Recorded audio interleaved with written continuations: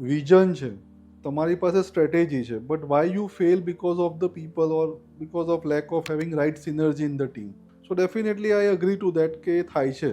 અને થાય છે થી વધારે હું એમ પણ કહીશ કે it is in more than 90% organization. હવેના સમયમાં કેવું થઈ ગયું છે ખબર છે કે જે માણસોને જે કંઈક કરવાની લાઈફમાં ધગસ હતી ને એ નથી રહી. અને આ જે પ્રોબ્લેમ તમે કીધો ને એ પ્રોબ્લેમ છે એસએમઈઝ જોડે અને જે નોન રેપ્યુટેડ યા નોન બ્રાન્ડેડ કંપનીઝ છે કે જે લોકો કંઈ નથી, એમના માટે આ ચેલેન્જ બહુ જ મોટો છે. તમે એવું માની લો કે તમે તમારી ઓર્ગેનાઇઝેશનની અંદર એક માણસને છે જેને એક ડેઝિગ્નેશન છે, એનો સેલરી સમજો 30,000 છે. તમે 30,000માં સારો માણસ નથી લાવી શકતા, you go and increase it to 2x, 60,000 આપી દો, still you won't get it. So સવાલ પૈસાનો નથી આવતો.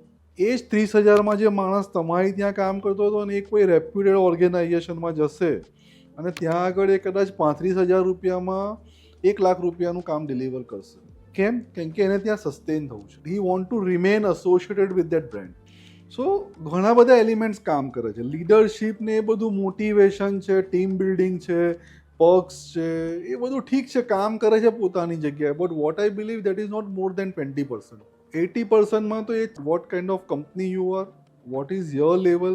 Like if you go, nobody wants to leave Tata or nobody wants to leave Reliance or L&T for a case, but નાના ઓર્ગેનાઇઝેશન્સમાં તમે જોશો તો everybody wants to change within 6 months or 1 year.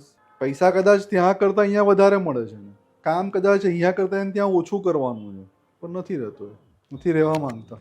આ એક બહુ મોટો ચેલેન્જ છે. એ જે બિલોંગિંગનેસ છે ને એ હવે જતી રહી છે લોકો.